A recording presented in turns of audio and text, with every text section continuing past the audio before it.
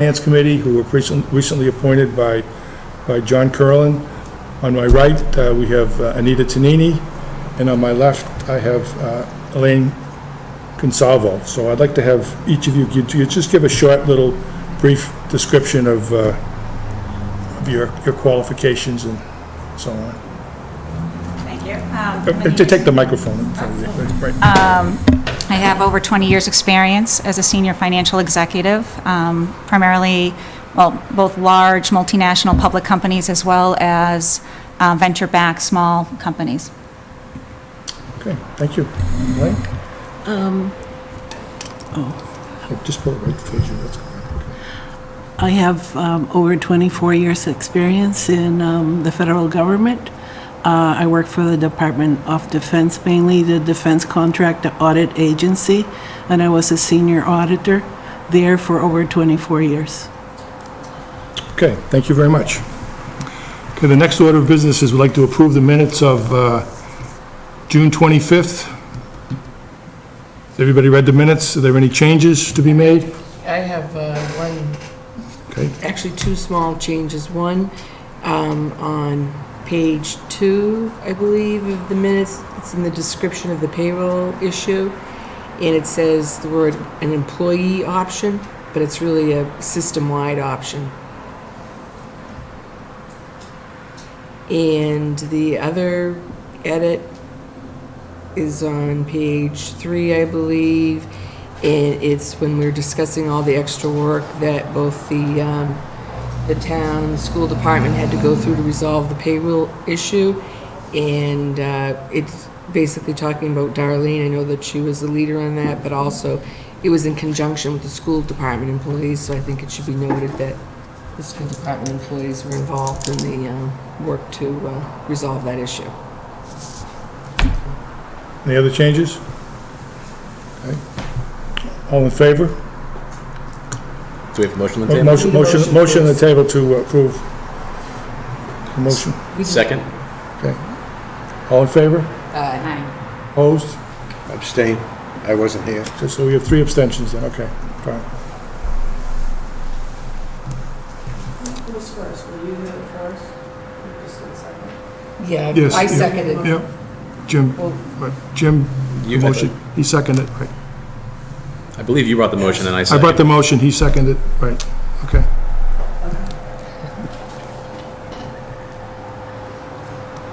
Okay, at this time, I'd like to introduce to the members of the Finance Committee, and also some of the folks at home, our new members of the school district. Dr. Jay Lang, who was our new superintendent, and Ms. Michelle Cresta, who was our new business manager or director of business, whatever the title is currently. So if you could come up and sit up in the hot seats here, we'll just have a short discussion. Thank you. I know you've probably met some of us. This is Anita Stratus-Dukakis. Don't you remember Jim Clancy? Nice to meet you. Myself, Tom Gilroy, Leanne Consalvo, Kathy Duffett, Nice to see you again. and Margarita Calafiatis. Great. And, and Pam Morrison, who was our recording secretary. Okay. All right. I think that, basically this is just a get acquainted session tonight, but looking towards the future, what we'd like to do is to agree upon a time, maybe once a month, preferably after you review with the school committee, just to go over the budget for that particular time. Now, I think I'm not sure if you finished up the budget yet for fiscal year 15. But maybe at the next meeting, we could go over and see what the budget looked like at the end of the year. I know there was some money that's going to be used out of school choice to take care of the shortfall, and just so we know what that is. And then moving on from there, every month we'll look at the FY16 budget as well, just so we keep up close with it. The other thing is, as you may know, last year we started a process whereby we had members of the committee go to the school department in the various schools and review the budget book. by school, and by the other large tabs that are in the book. It worked very well. And I think that this year, we're gonna have a lot of history, and the numbers will be a lot truer. Last year, there were a lot of holes, so that the numbers really didn't look as well as they should have, had there been, history years before. So we're gonna do that on a that'll be done probably when the budget is known to us, which usually isn't until sometime around the first of the year. So that's a long time off. But I'd like to leave it up to you as to the dates that we choose to review the budget with you, because you know when you're going to do it, you know when you're going to report it to the school committee, and I think that we want to do it in conjunction with that, so you're not I think they should get the first shot at it, obviously. Yes. I was just wondering, was the committee going to discuss this, and what was the real purpose of having, you're expecting the school representatives to come to the finance committee once a month? They always have in the past, yes. No, they haven't in the fall. We- I was just wondering if they're. Excuse me, Kathy, but when we had the budget problems last year, we made a decision that we would review the budget on a monthly basis. We're going to continue to do that. okay? What meeting was that in?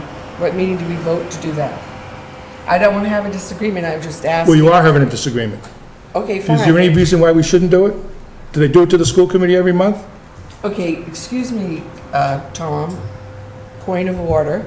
If we can have discussions without being argumentative, I'm asking what the purpose of having the school committee come in once a month. I didn't And I'm ask- asking didn't ask the school if there's committee. been a discussion and a vote by the committee. I didn't ask the school committee to come in every month. I I thought that's what you were I saying. asked these two folks right School here. department representative is what I said. Exactly, right. And what would be the purpose of that? To see how the budget is doing on a monthly basis. Okay, I'd like to ask a question. Do you plan on giving the school committee updates on your budget status on a monthly basis? I mean, have you had any discussions of how the budget process was gonna flow through? Just as an introduction, if I may, this is actually my first full week here, so obviously I was hired earlier in the year.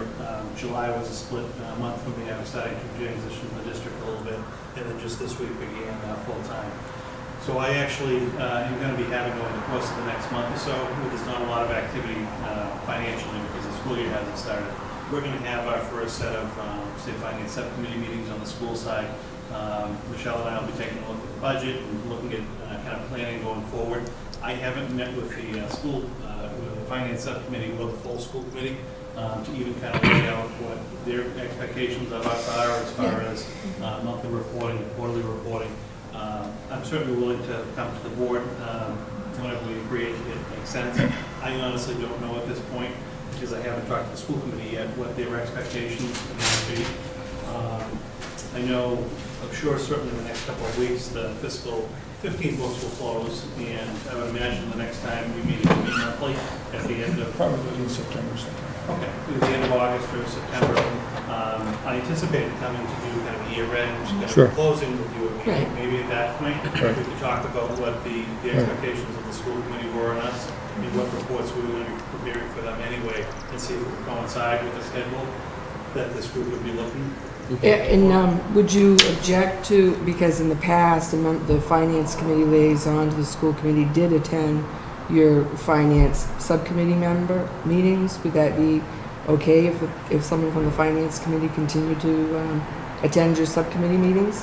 Oh, sure. I mean, they're public and They're public posted meetings. meetings, Right. the more merit. We'll make sure that whenever the meetings are scheduled, they're communicated to you. So if you have a particular liaison, or if anyone wants to come by, they're certainly welcome. We would expect a frequency no more than you have with the school committee. Obviously, if you're going to do it with the school committee on a monthly, a bi-monthly, a quarterly basis, that's fine for us. Right. We don't have any more expectations than that. I We just just- certainly don't know what their expectations of the. Obviously. And that's why I said we'll leave it up to you right now, because obviously we're not going to set dates because we don't know what your dates are. So we'll give you that obviously that, But I think when we come back to talk about the fiscal 15 close, right, and we're probably doing our first look at 16, sure, perhaps we can agree on dates at Yeah. that point. yeah. And I think it's to our benefit to do that. Well, I'm just asking to be a discussion about it. so that everybody's on the same page. We're having And a also- discussion, we're having a discussion right now. Okay, that's good, I'm glad.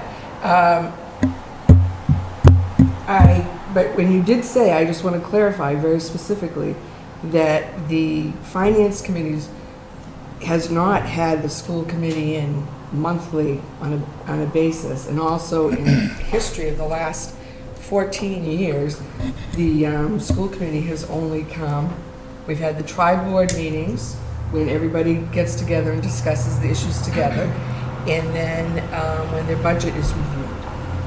Those are the times that, the one annual time in the last 14 years, that's what's happened. So it hasn't happened that they've come every year. We had a discussion in one of our meetings last year, this past year, because of the anomalous situation we have with the school budget, that we would review the budget on a more frequent basis, the finance committee. It's our responsibility. And Tom, if I may interject, I believe the discussion was quarterly, not monthly. Whatever, right. And it was a review quarterly, and more engaged interaction of the liaison from the finance committee Right. to the school committee and the school committee budget meetings to make sure that there was an open line of communication going forward. I don't recall monthly, maybe it came up. I'd have to look back at the meeting minutes because I just don't have them in front of me right now.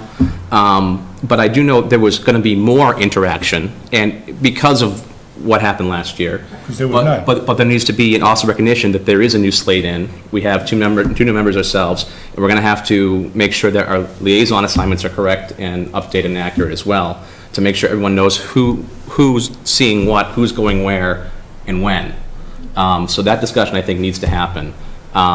But seeing as it's the first couple weeks of your tenure Much too early. here, it's Much too- definitely much too early to talk about, Right. we're meeting here, we're meeting then. It's something to keep in mind.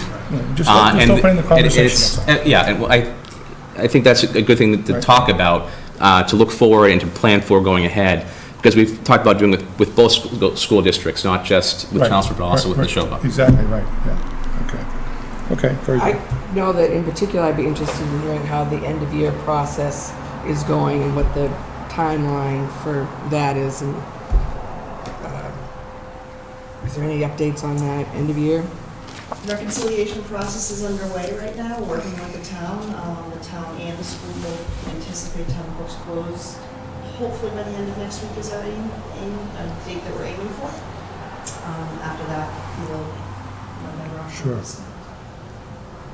Okay, so probably early September would be a good time, maybe after school starts or something, when all of the hustle and bustle is calmed down. We can agree upon a date for a meeting and go over the year-end figures at that particular time. Right, and obviously, Okay. the past year is a very critical year, and how it Right. ended is Right. And to very see, interesting for everyone to see. to see how much was actually taken out of the school choice fund to take care of some of the shortfalls that were anticipated. And- Which was planned as reserve to begin with. Yeah, right. It was the safety buffer. Exactly Yeah, so right, it's not yes. new, it's. No, Yeah. it was anticipated, and it was discussed throughout the whole process.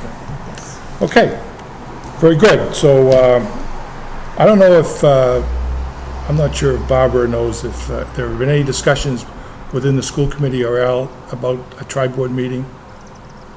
There was a memo that was sent out some time ago, and I know that Matt had mentioned it, and I don't know if there's been any more discussion about that and all. As far as dates are concerned or anything, I've seen no email traffic at all with respect to it, so I have to assume that there are no current plans for a tri-board meeting. And usually that's a function of the, It's a function of the Board of Selectmen. Yeah. They usually lead the charge on that as far as when it's going to be. But I thought that, there had been some discussion back a while ago. I know that Mary France had been a member of a commission that reviewed the Chapter 70 formulas, and she had agreed to come and brief us on that whole process. And I thought that would have been a good time to do it with the tri-board meeting, because everybody would get the pitch, and we could all hear it, the school committee, the finance committee, and the Board of Selectmen. So I just thought that would have been an appropriate time, so. Tom, Yes, sir.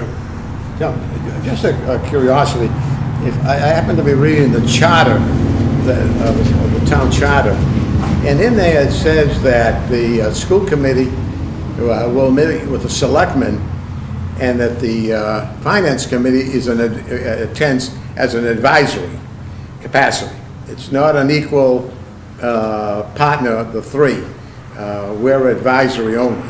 Yeah, okay. I just thought So- I'd mention that. So what's your message? No, I'm just saying is, the way it appears is that we're equal partners at the tri-board meeting. In reality, we're in an advisory capacity. Okay. That's all I have to I say. have no problem with that. I think that also lends itself to the conversation before about establishing our new communication and reviewing information, and that our capacity as the finance committee is in an advisory and review role. And that's what it is, and that's what we do. And it was never intended to be anything else. Since there's no members of the Board of Selectmen here tonight, I mean, I don't know how they interface with the board, with the school committee, but, I think usually it's a liaison. yeah, it's probably no more or less than we do. Right. Liaison, chairman to But chairman. we're only in an advisory capacity, I understand that. Since they're an elected board, we're not. I got some questions for Jay, if I may. You were the business manager at Lowell, and did you ever have a review by the Department of Education on the school system at all? Well, we, financially? Yeah, financially and academically, too. Well, yes, I mean, academically, the district is, rated and assessed monitored by the Department of Education. Yeah, but this is, by EQA, I'll be very exact, Educational Quality and Accountability. Yes, that's more of an academic kind of audit, if you want to call it that. That was probably 5 or 6 years ago. It's Okay. not annual. Let me, 14 or 15 years ago, I happened to have reviewed the city of Lowell's finances, and I talked to you, where you had a grant that you were in charge of. Okay. Is that correct? You were in... Honestly, don't know. 14. The fine, okay. The reason You didn't bring your notes? I can hardly remember this afternoon. was Carla Beer there at the time? Kyla hired me, Yes. yes. And I interviewed you along with some other people. Okay. I just thought I'd bring that up. So know a little bit about Lowell and your background and what was going on at that Were time. you part of the EQA review team? Yes, I was part of the EQA review team, and I remember one of the issues I had was that your grant was separate accounting than from the city. You had your own accounting system. Well, we don't have our own accounting system. We use the city's accounting system. But we report and handle the grants separately. We have a different fund code designation for our grants. What accounting system do they have there now? Munis, Munis, okay. Okay. yeah. But I remember the interview. Thank you. You're memorable. 14 or 15 years later. Must have been memorable. Just, it came to two people, and Carla chose you. Oh, for the position? Yeah. Yes, that's I it. do remember that, yeah. Speaking of Munis, are we on one system yet? Or I know the target date was to be August 1st. No, we're not at this point. We're working on it with the town. There are some additional steps that were not anticipated. We made the chart of accounts so they can merge together nicely. Now, we need to get a plan in place to migrate the data so that all the school existing data flows into the town existing data, because we don't want to lose all the historical information, all the payroll information, all the vendor information. So We are meeting with Munis a couple times this month and working on that, setting some dates for that. It's a long process. When you have it completed then? We won't know until we actually meet with the data folks from Munis. They're suggesting where we're migrating payroll information, it possibly could be a quarter end due to payroll purpose, it could possibly be a calendar year end, we don't know at this point. But Darlene and myself are working very closely on that, and we'll hopefully have an answer within a couple of weeks. As we had anticipated being live before the school year started. But at this point- So on a percentage basis, how much has been done and how much is? The chart of accounts is complete. That That's good. portion of the project is 100% complete. Okay, Now it's the data migration issue to get all the school data onto the town system. Okay. Which in fairness, I haven't even brought to the school committee at this point yet, because it was just realized last week with Munis in the town. okay. Will the system incorporate the end of the year report? I'm sorry? The information in the end of the year report, will that be included in the new Munis system, the accounting system? End of year report is a compilation of data, and it will be easier to get out when we start using the new chart of accounts, but until we use that for a full year, we're not going to see the benefits of that. So we'll still have to I do don't many- understand. many Why different- won't you see that for a whole year? Because we're not using the new numbers just yet. The chart of accounts has been created, we're not using the town system yet. Until we start actually using the town system, we're not gonna be using those new account numbers. So in other words, the year-end report for FY15 will be as it has been in the past. Correct. And then next year, obviously, it'll be Yes. in the Munis system. Yes. Okay. And as part of the data migration, you can't journal entry in those balances into the new accounts and then in the reports. Part of the issue is the new chart of accounts is much more expanded than the old chart of accounts. So that it's not a one-to-one correlation with each account. So each account would have to be broken down multiple times if we did a journal entry for data migration issues. So And just those are the types of things we're discussing with Munis starting next week. for information, how many accounts are there? How many? I know there's lots, so just give us an idea of the magnitude of this job. I know there's I honestly don't there's hundreds, know. right? Oh, Hundreds, geez, probably I would say thousands. So it's a monumental task. It's not Yes, something it that, is. yeah, right. It's typically a task that would take at least a year Mm-hmm. to undertake correctly and thoroughly, and we're doing it correctly and thoroughly. We're just trying to consolidate that time. Because you and Darlene are superwoman, you're gonna get it done We're trying. in less time than that, We okay, will. all right. We will get it done. So are you planning to run parallel systems until you get all of the aches and pains resolved? We haven't discussed that yet. As soon as we go live on the town system, then it will be a discussion if we continue to use the school system or not. But Okay. where it's the chart of account conversion, it will also be difficult because it's not the same account numbers. We need to completely change those over as well. So I'm learning an old chart right now Right. because it's something I am not used to typically. Right. It's not the Mass State accounting standards that I'm used to. And the new chart is something that I understand better and I am more comfortable with. So all of those account numbers that were assigned last year in the FY15 book, and there were literally thousands of them, as I recall. Yes. They're gonna be different next year, is that what? Correct. Okay, all right. Are you comfortable with the combining the town and the school into one accounting system? Very much so.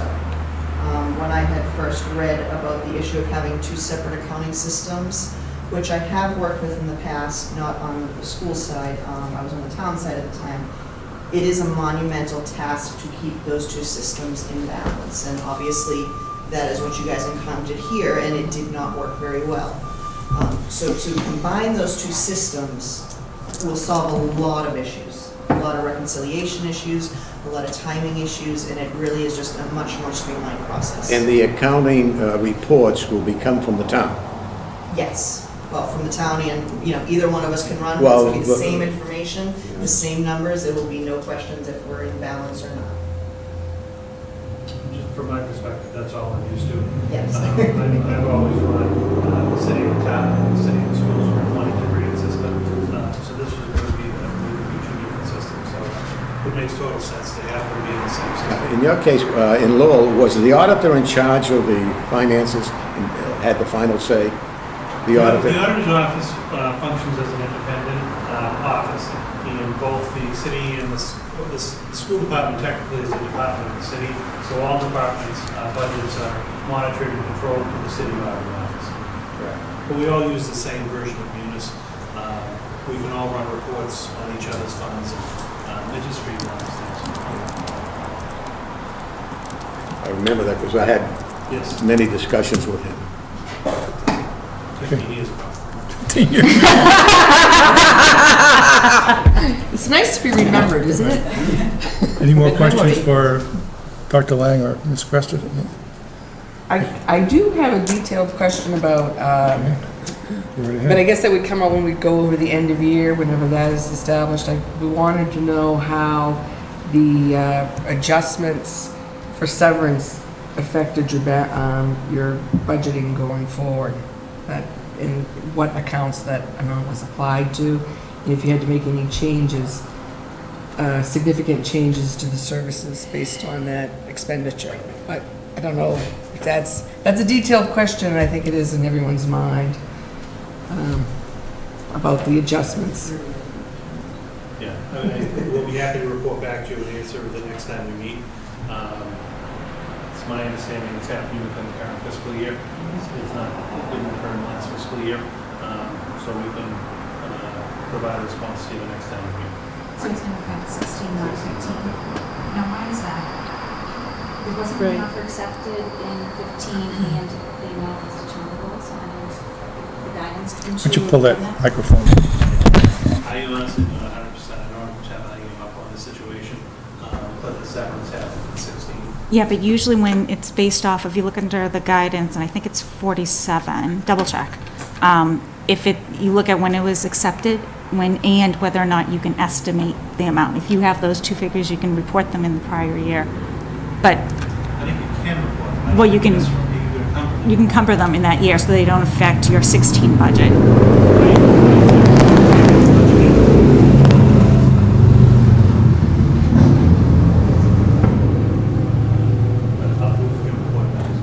I think everyone wants a detailed analysis of that, right? Yeah, I think that that's, obviously they have to do that, and, I had given Jay a heads up on that, and it's not simple to put that together. There's a lot of various pieces to that large pie, and I think maybe at our next meeting, they'll probably have a much better handle on it, so we'll know exactly how it affected the FY15 budget, and also the effects on the FY16 budget as well. So we'll look forward to that. Okay, if there are no more questions, I want to thank you very much for coming, and I appreciate it, and welcome to Chelmsford, and we'll do anything we can to make your job easier, I hope. Thank you, very nice to meet you all. Thank you. Good to see you again.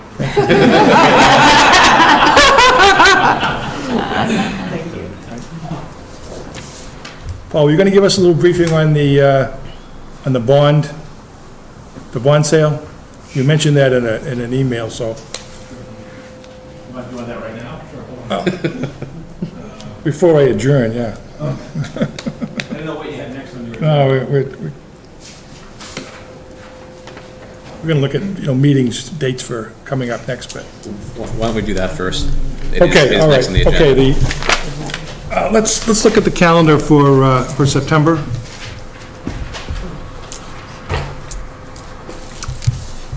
How about a meeting on the 10th of September? Would that be agreeable to everybody? Thursday, the 10th? The 10th for what? The 10th for what? The start of the, It's the start of the process for the warrant. Board of Selectmen won't be signing the warrant until the 14th. Okay, they sign it on the 14th? Okay, so maybe we should have it the following week then. Maybe it would be best that we have it on the 17th.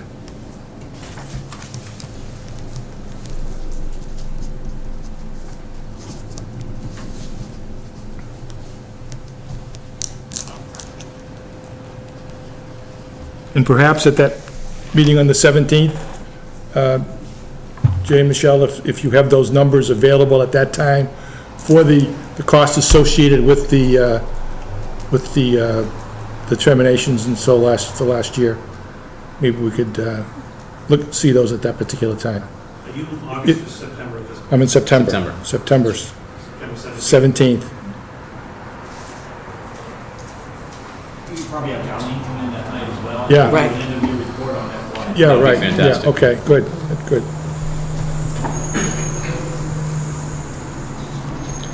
And if you're not ready at that time, just let us know, but, that,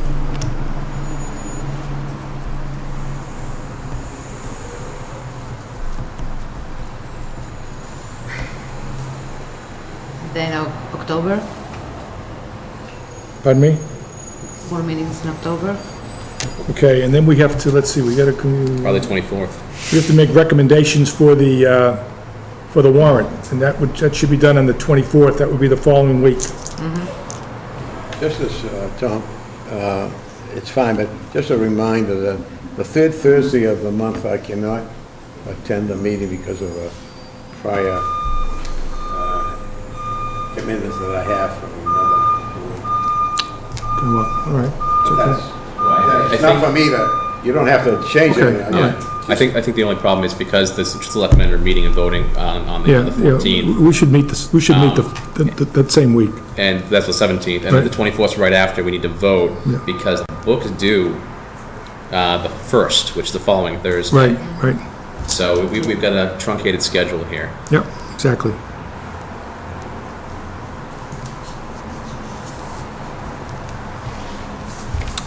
That really gives us two Okay. meeting dates. Okay, those are the two meeting dates for now, and we'll, So the 17th and the 17th and the 24th, right. Now, 7:30 still okay, is that, I know we've done that because some of you have to come in from Boston.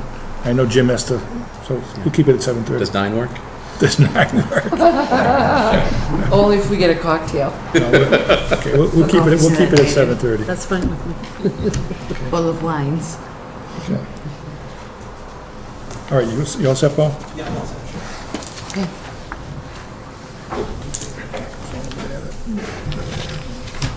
Either one doesn't matter. You caught me off guard. I thought you were going to ask me about the warrant, draft warrant. Sorry, no, I thought you mentioned you were gonna give us. I will. We can do that too. I sent that out, but basically, the good news is on Tuesday morning, we had our bond sale. The bond amount was for $5.5 million. That consisted of two components. Just over $3 million was for the annual financial capital improvement plan that was approved at town meeting in April. And then the balance, the roughly $2.6 million, was for refunding of 2008 bonds that were issued as part of the town's capital operations and so forth.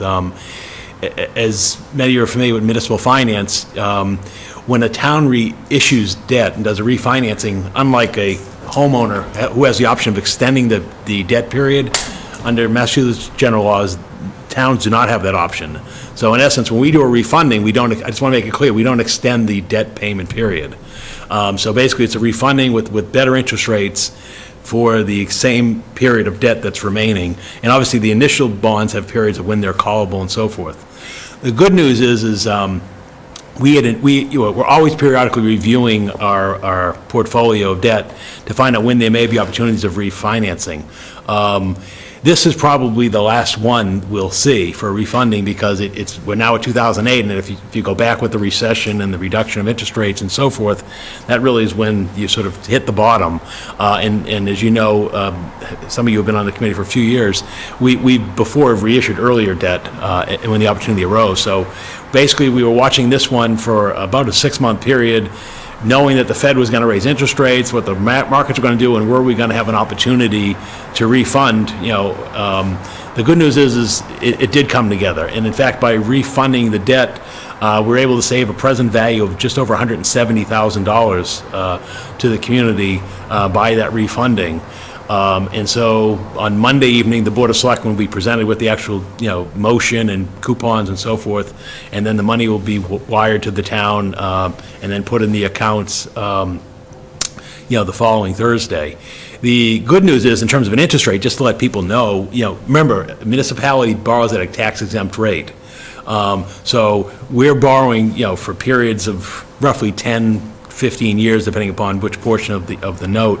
But basically, our total interest cost on our issuance was 1.5 579,387%. So basically 1.58% was the total interest cost for the borrowing, which is just phenomenal. I mean, for those of us who've been around, this is stuff that we'll hopefully, we'll never see again, in a sense, because it's just the other side of the coin obviously is for people who are making investment earnings, and as you know, in your passbook or checking account and so forth, when you're getting 0.01 and so forth, I mean, it's everything's relative. But the good news is it's a great rate. We had our bond rating report from Standard & Poor's. I sent that out to you and to the Board of Selectmen, and we put it online for the community. The news was very good. We maintained our AA+ rating. The biggest concerns, as were noted in the report, really have to do with OPEB liability. As a footnote or aside to that, we anticipate by your meeting in September, we will have our biennial OPEB valuation report completed, and that, because we're required to do that every 2 years under state regulations, and so we'll report that to you, and we'll probably do a presentation that night as well. But obviously, that's an ongoing concern, and we're obviously monitoring that. The other thing that basically sets us apart from the AA+ to a AAA rating is the level of reserves, and you saw that in the report as well. We would need to increase our reserves above the current levels, which are roughly about 7.5–8% of our budget. You really would have to push that up to a higher level. I think when we talked to the bond rating agency in our conference call, we kind of really basically caught out and stated to them that we didn't think that was financially attainable politically in this environment, and that basically we sort of are at a point where we think this is where we'll be at, and we want to strive to maintain our rating. So the other thing to note about the debt issuance is we did receive a bond premium. Again, because of the low interest rates, the investors submit a discount premium, a bond premium. The gross amount of that was $390,000 roughly. When everything is put aside in terms of the escrow for the refunding and so forth, bond issuance costs, we'll probably have about a $90,000 excess bond premium that will have to be addressed by the town in the next 12-month period. We've seen this before in our capital plans on at least 2 occasions in the last 6 years for that. So basically, when we will have to bring to town meeting an appropriation within the next 12 months to address that $90,000 excess bond premium, and again, most likely that will be done at spring in conjunction with the overall capital plan for the community. How many years is the bond for? The bond issuance itself, now, it's done in different components. Most of it essentially is a 10-year bond. 10-year. Right, but there are some equipment that is bond for a 5-year period. There are some that are 10. Under state law, you could do stuff for a 20-year period. We generally have not gone that far. For example, the work we're doing at the high school, you remember we funded the high school bathroom renovation of over $800,000. I believe I recall we did that over a 15-year period.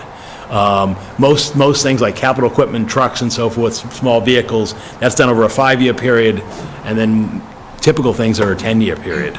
So it's part of the structuring for that. So I don't have that detail in front of me. I can go back to the prospectus and provide that to you. But in essence, generally when you're doing a borrowing for capital, we use 10 years as the rough estimate. If we were going out and doing a school project or a fire station, that's when you're looking at a 20-year period. We have not gone, in some cases you can go to a 30-year period. We've never done that. We don't do that. But in essence, that's how you do it. It really, what you're supposed to, they used to have under Mass General Law statute, they had specific periods for particular debt. They've relaxed that a few years ago, and now the idea is you have guidelines, and the idea is you're supposed to equate the life of the asset to the life of the borrowing, and that's how it's done. So generally, like I said, if we're buying the utility vehicle for a department like the cemetery, we're going to do that over a 5-year period, even though most likely we'll keep the truck longer than 5 years.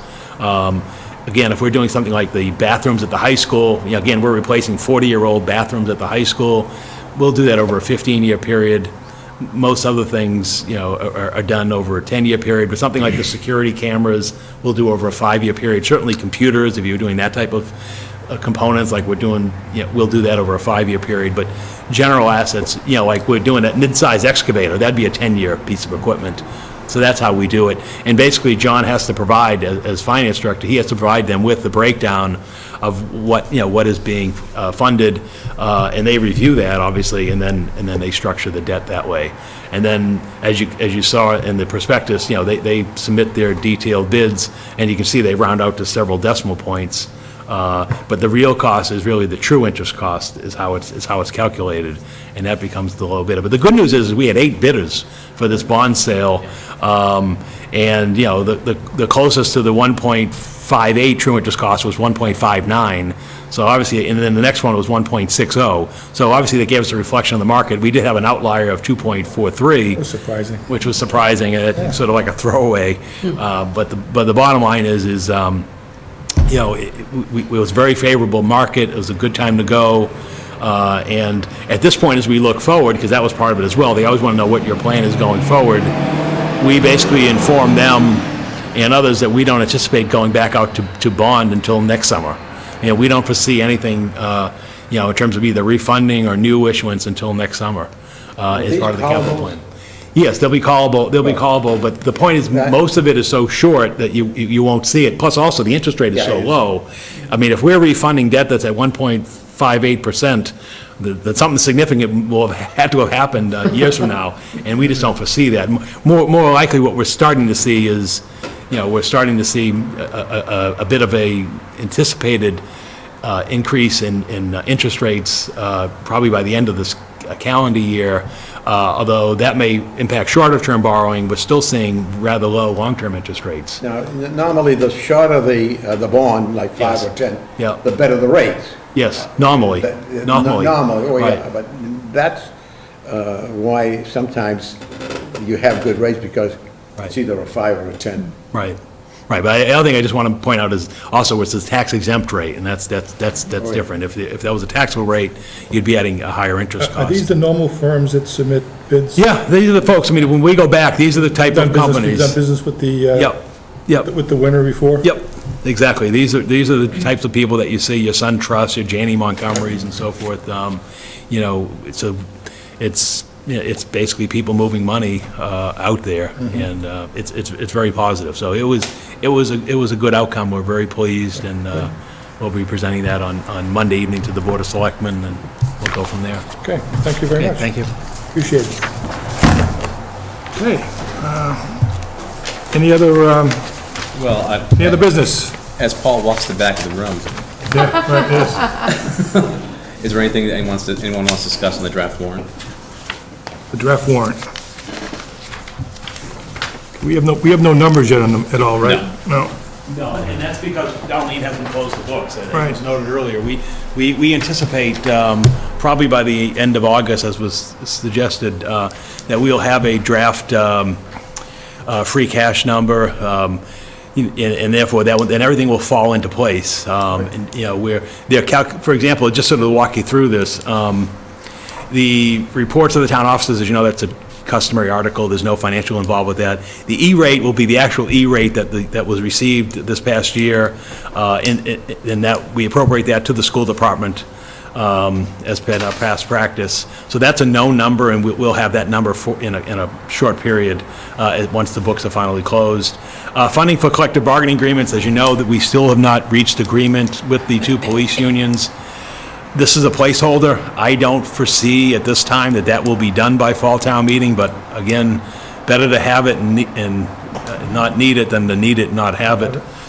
So that's there. And again, it also serves as a reminder that obligation is still out there. 2 years now? This is the third year. Third This year. is the third and final year. It's also the final year of all of our, we have 13 bargaining units, and all of our agreements expire at the end of this fiscal year that we've just begun. And obviously, that will be a topic as we do financial planning in the fall and budgeting for the upcoming fiscal year, FY17.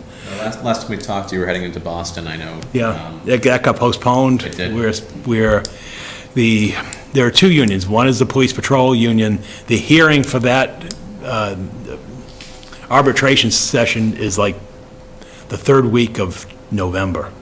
So that's why, again, I don't foresee that being done. No. We have one coming up the week after next in Boston for a status hearing on what's called the superior unions, which consists of our police sergeants. That's coming up the week after next.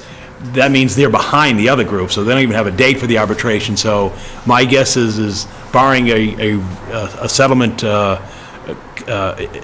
achieved in the next couple of weeks, that will then be, now again, that will then go probably towards the end of the year, if not next calendar year. Now again, that's the date for the hearing, that's not the date for the decision of the arbitrator. So again, the hope is that we'd have that done for Springtown meeting, or we have to schedule some special town meeting at some point. But the bottom line is, we'll be finishing one and then starting another, which is not unheard of, but it is what it is. So again, that's a placeholder. The next article is another placeholder to amend the current fiscal year operating budget. At this point, we have no known amendments, but again, there'll be discussions, looking on the town side, the school side, if we need to do anything with where we left the budget at Springtown meeting. Basically, we don't foresee any changes. I mean, our state aid is slightly less net state aid than when we estimated the town meeting. As you know, the schools have budget autonomy, so my sense is we may basically just pass over that article. But again, better to have it, not need it, than to need it, not have it. The next article is the Sewer Construction Stabilization Fund. Many of you recall this is an annual article. What this is the general rule under municipal finance, as we know, is that all monies received unless otherwise provided by law flow to the general fund. As we know, for our townwide sewer capital financial plan, we earn interest every year on sewer betterment money and on the sewer capital fee monies. Those flow to the general fund, and since they're in our sewer financial plan, we then basically take the amount of interest that's earned in the last fiscal year and then appropriate it into the sewer stabilization fund going forward. So that's what will happen there. John Sousa's finalizing those numbers. We know it's a six-figure number. It always is every year, and we'll deal with that. Article 6 is near and dear to the chair of the Finance Committee, who's also chairing the sewer grinder pump study committee. We have an amendment to the sewer grinder pump bylaw. I've drafted what I believe is the current version. They're going to finish their work by the end of this month, so when the warrant's signed on the 14th, we'll have the final version. I think we're having a meeting on the 19th. Yep. And then I think you're coming to the selectmen on the 31st. 31st, right. So that's what that article's about. And then similarly, the article after that, Article 7, would be to make amendments to the fiscal year, current fiscal year sewer enterprise operating budget to reflect any changes and obligations, in terms of the whole issue of the maintenance and care of grinder pumps. Article 8 is a request that I've submitted. This is the beginning of the planning process for the Chelmsford Forum. The special legislation that 20 years that the town has to operate the Chelmsford Forum expires in 2018. At that time, the town has the opportunity to purchase the forum. If, in order to make an educated decision on that, we need to do two things in advance of that date. We need to basically find out what is it worth, what is the condition of the building in terms of structurally, and then look inside the legislation, because we do get credit if we do elect a purchase option for the capital investments we made in the facility.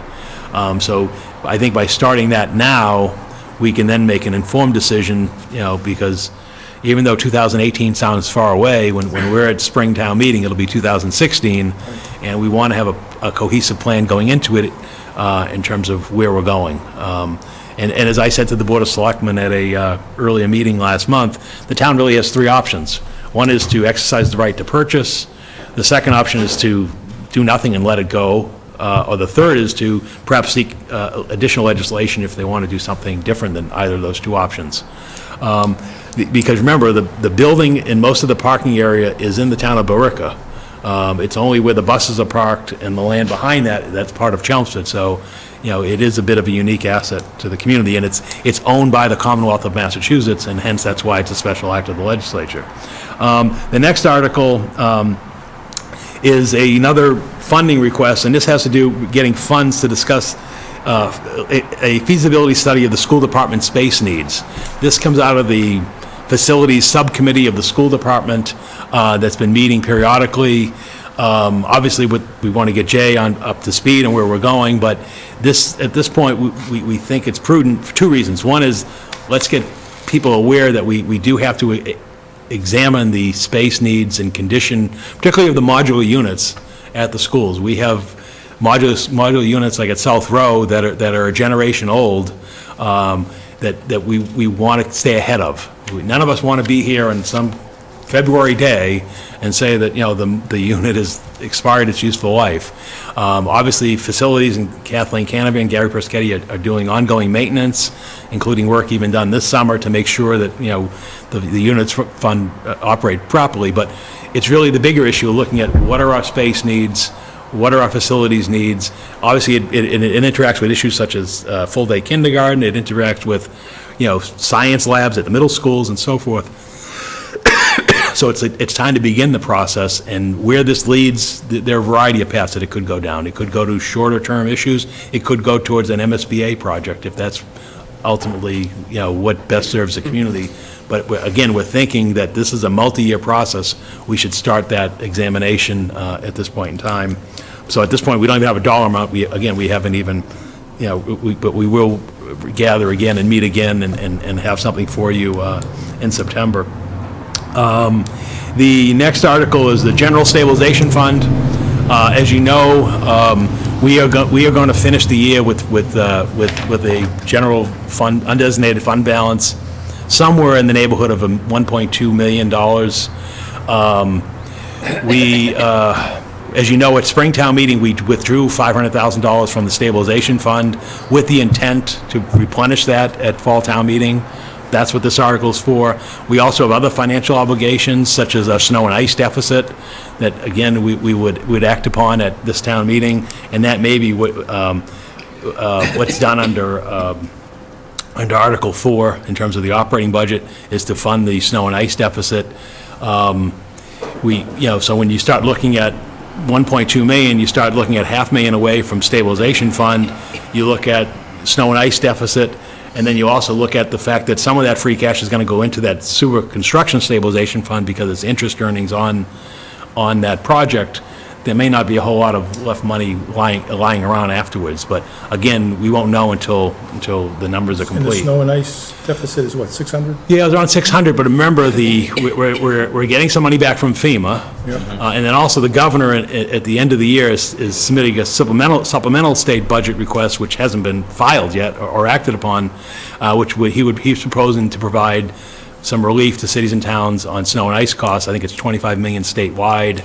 So at the end of the day, our snow and ice balance could be 300,000 range or so that we want to fund and extinguish that liability. The next article is an article submitted by the Board of Assessors, and this has to do with establishing a minimum value of personal property subject to taxation. This is an acceptance of a provision of state law. The short of it is that basically the town assesses personal property, and what this would do is this would provide a minimum amount below which you would not be subject to taxation or an invoice. The amount is a $5,000 assessment is what's being proposed by the Board of Assessors. So in essence, if your obligation is less than 5,000, then you're not, and the reason that you use a de minimis level is that is when you're below that, there's no sense of even the cost of issuing the bills and the collections and everything else don't make sense to do. And so many communities, and I think it's got to be well over 100, have now adopted this. And you can go up to 10,000, but right now the recommendation is 5,000, is to basically set that as a floor of which below you would not be subject to personal property taxation. So that's what the nature of that article is. Article 12 is a transfer of basically a tax possession property on Buttercup Lane. Basically, we take it from tax possession to conservation, and the reason that parcel is it adjoins existing conservation land. that's held by the Chelmsford Land Conservation Trust. And so again, the town is always on the lookout of expanding whenever possible and financially attainable conservation corridors. And so that's what that article would be. Again, it has no significant or considerable financial impact because it's a de minimis value property, meaning that it's wet. But it does have frontage, and it does expand the corridor. So that's what will take place there. We'll give you the map, and we'll show you all that when as the warrant flushes out. Article 13 is the only proposed zoning bylaw. The planning board is working on an inclusionary housing zoning bylaw. They've been working on this for some time. What that means, in real simple terms, is that if a developer came in and wanted to build 28 units of housing, in order to maintain the town's affordable housing supply, they would have to set aside either a number of units for affordable or contribute funds to the community to establish additional affordable units. So it may be, let's use a round number, let's say it's a 20% factor, so, or let's use 25 just to use round numbers. If we're developing 28 units, market rate, you then would have 7 affordable units. And what that does for the long term of the town, as many of us are conscious of the town's affordable housing supply, is that maintains the fact that you don't start falling back. That as your housing stock grows, you're also coordinated doing an increase in your affordable housing stock. Again, we're not the first one with this idea. Yeah, we're modeling on other communities. And again, it's a way of also maintaining the diversity of housing supply in a community. So again, the planning board will be holding public hearings as they lead up to town meeting. And if necessary, you can have them come in and present to you once they're finished. The next one is related to that, which would be establishing an affordable housing stabilization fund. And that's to address what I said was the other component, is that there may be some instances where a developer would, with the planning board's approval, would instead, rather than putting mixed units into a development, would instead contribute an amount of funds that would then be used for the creation or purchase or otherwise establishment of additional housing units. So we need a place to put those monies, and therefore we would establish an affordable housing stabilization fund, which would be for that purpose, but not limited to that purpose.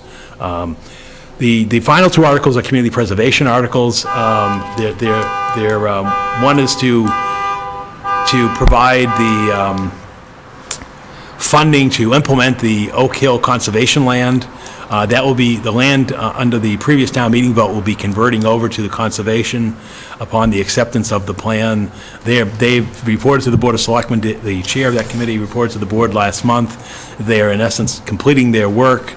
And as many of you may recall from that town meeting discussion, there were some investment that needs to take place to make it an effective conservation land. One had to do with parking area, and then the other one had to do with a trail area into the land and also a bridge across the wetland property.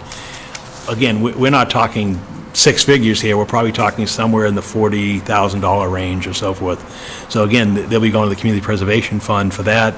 Also, when Darlene comes in, she can also give you the balances on the Community Preservation Fund. I know she's worked on that. I've seen the draft on that one. We do have funding available. And so, again, she can report on that as well. And then the last one is a similar one, the Community Preservation Fund, and this is for Master Plan Designer Services for Roberts Field. Again, the amount, I think, is somewhere around $25,000, and that's basically to develop a master plan for the revitalization, I guess, for lack of a better word, or renovation of Roberts Field to basically meet this generation's desired uses. This is things such as splash parks and, play areas and so forth, things that we didn't think of when we were kids or thought of when, 15 or 20 years ago, but it's just in keeping with the changing demands and uses. So again, this is what we have at this point. There's still, as I said, another month before the board signs the warrant. I'm not aware of anything else major that's out there. The deadline has passed for citizen petition articles. We did not receive any, but this is what we have at this point in time, and we'll go from there. So I will keep you updated as it goes from there. Thank you very much. Thank you. Okay. Any other new business? Any public comments?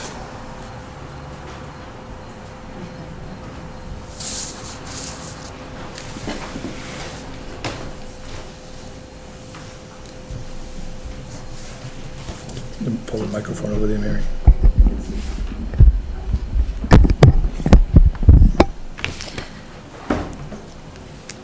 Good evening, Mary Tiano, 1 Spruce Street, and a Precinct 8 town meeting rep.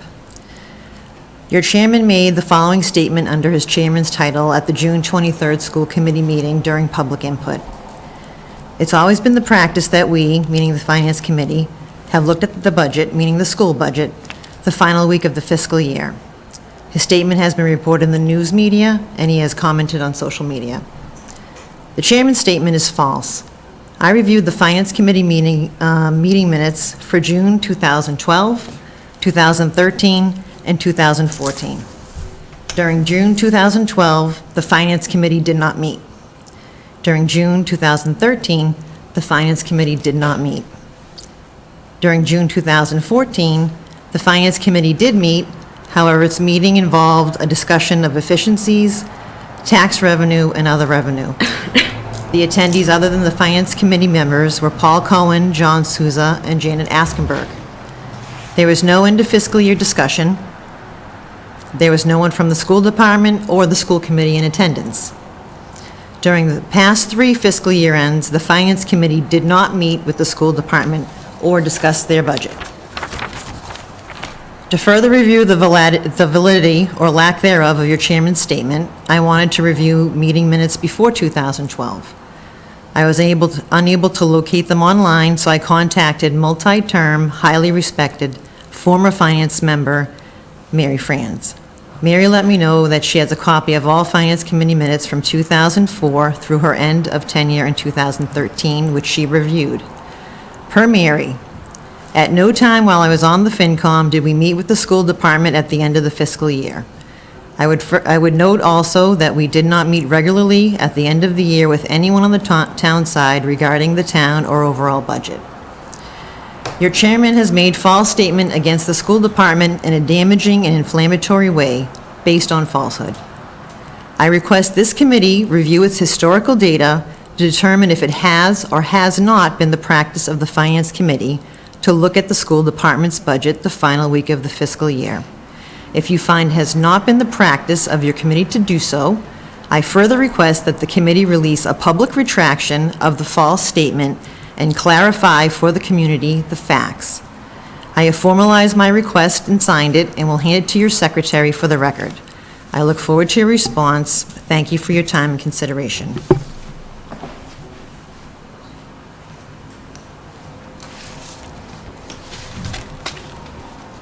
Since that was a personal attack on me, I think I have the right to make a statement. The reason that we didn't have meetings those particular years was we didn't have a problem with the school budget that didn't become aware, we weren't aware of until September of 2014. Had we had a meeting at the end of the fiscal year, we might have been aware and you might have notified us, and in that way we probably could have helped to alleviate the problem. But that was not the case. The reason I said that was because the budget problems were so severe last year, and the town was so concerned about them, I felt that it was necessary for us to meet on a regular basis to go over the school budget. Now, if you don't like that, I'm sorry. But that's what I said, and I stand by my statement. And I'm not retracting anything that I said. Mr. Chairman, you will not construe any of the words I have said tonight. I am before this board because a member of this committee wearing their official committee hat spoke at a public meeting and said a falsehood. So I'm putting it to this committee to ask to have the truth be clarified. Research it, come up with your own opinion, not only your opinion, determine what the facts are, and report it to the community. And it's, that's it. Do not misconstrue my words. It is not a personal attack. Can I ask a question since I'm the newbie? Has it been historically the process at some point, regardless of whether it's in June or July or September, to review the final year budget? Has the school budget been proposed, this is where we are, this is where we ended? Has that been historically a process? I can tell you from my research for 12, 13, and 14, that has not been the process. If there were a meeting in April, May, or June, it was strictly regarding town meeting or any kind of a special warrant. That's what I researched. But you all can do your own homework and come to your own conclusion. What I can also say is that, except for 2 members of the committee currently, none of us were committee members before the end of the fiscal year last year. In fact, I was appointed in July of 2015, so was Jim, Margarita, and myself. so was Kathy. 2014. 2014, excuse me. Right. I can say that it was discussed, and it is a guideline of the Mass DOR, that if there is a need for a transfer of the budget, in the last month or the first week, the first 15 days, with the Finance Committee's approval, the Selectmen can make a transfer of funds in order to take care of any situations that may occur, to prevent there from being a situation in which there aren't funds available to close out the fiscal year. That's what happened when I joined. I joined after that 15-day period, and all of a sudden we had this issue that arose last year. It was brought up in discussion this year that we would have a meeting in that last month or first 15 days of the fiscal year close to prevent another situation from occurring, because we were unaware of it happening previously. So the request still stands that you review and determine whether it has or has not been a past practice, as was highly publicized and inflammatory and damaging to the school department. So thank you very I much. don't know where it was highly publicized and highly inflammatory. I think you're blowing this out of proportion, Mary. You really are. I mean, shame on us if we didn't do it. Shame on us if we didn't review the budget, because we should have. And had we reviewed the budget, maybe we would have known a little bit more about what was happening. But we didn't. We didn't know until September of last year, okay? And that's two or 3 months after the end of the fiscal year. We should have known. We didn't know. Okay, That so, wasn't my fault. That was the school districts and the school. We were just reacting because the town was concerned that it was costing them $1 million. So we have a responsibility as appointed members, not elected members, appointed members, to review the budgets. that's right. As appointed members, you also have taken an oath to this town, and you fall under ethics rules. And I believe when you go make a statement to the public at another board's meeting, the statement should be truthful. Thank you. You're calling me a liar, Tom, right? Tom? I'm gonna, well, I respectfully request that you do not misconstrue my words. You just said- You have a you said I said- secretary, you said I you have a said- secretary taking meeting minutes, and you Okay, can fine. review them later. That word was not We'll out of my We'll mouth. take it under consideration.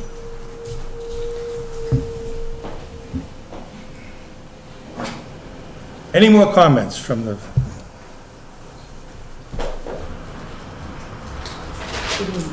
good evening. I apologize for not dressing up. That's okay. I didn't It's not- realize I was going to. It's not necessary. Okay, You look lovely. thank you. Tan and healthy. what time does the Republicans 9. have, 9 o'clock? My name is Regina Jackson, and I'm coming before you as a taxpayer. And my perspective is I am asking you as a finance committee to please, please become more involved with the school department budget.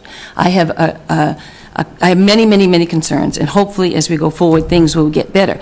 But I have a concern that I thought of today that really bothers me, that the school admin building is in the midst of a new upgrades, everyone's getting new furniture, everything's being, to me, it appears like they don't get it.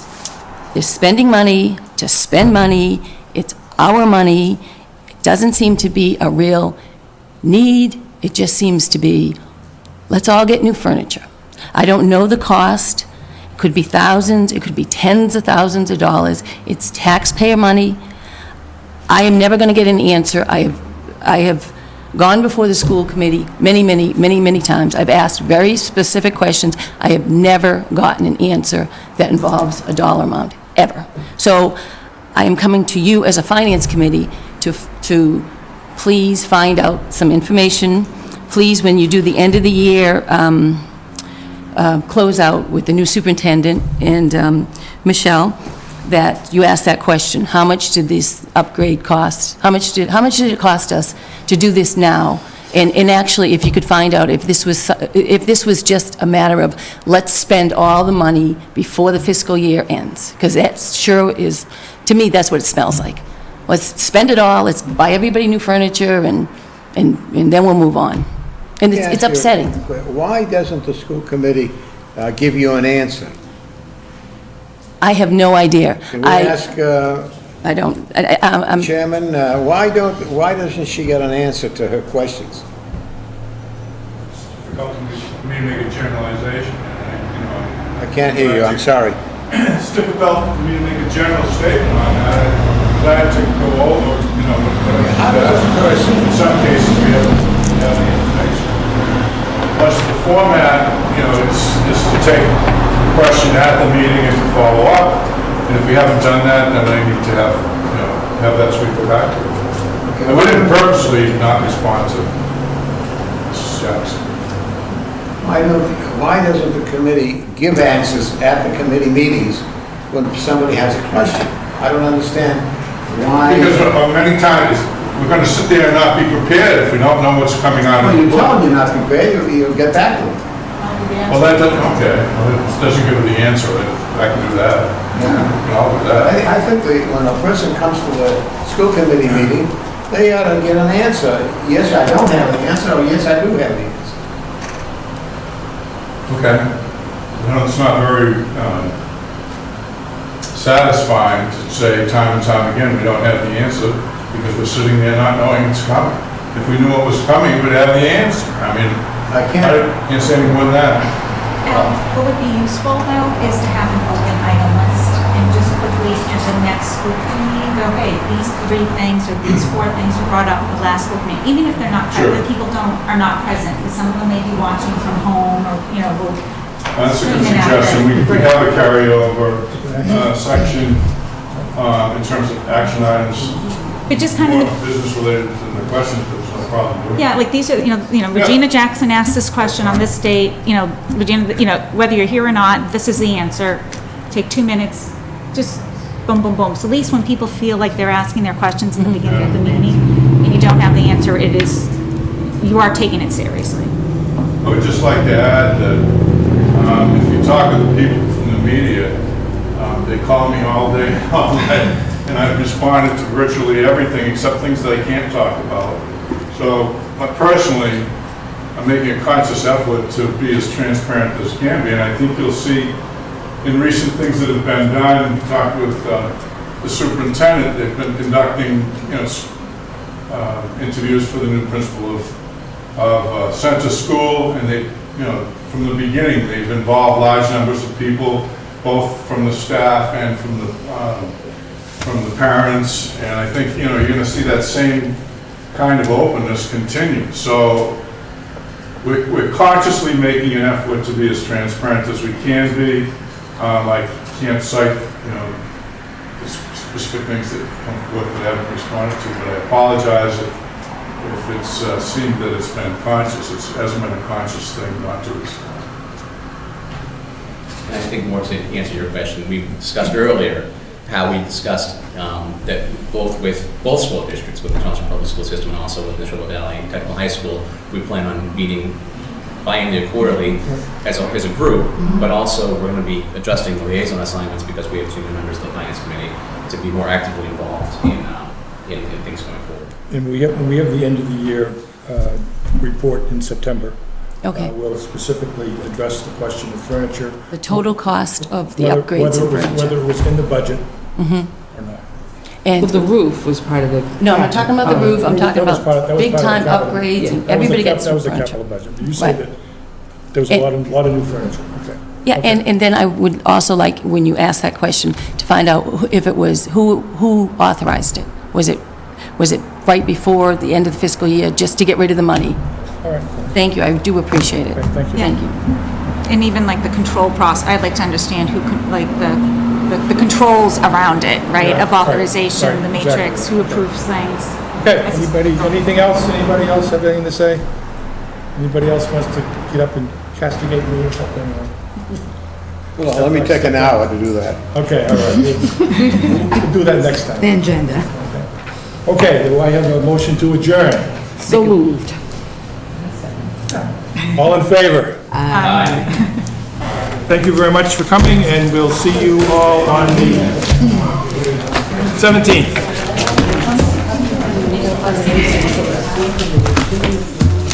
Welcome aboard. Oh, thank you.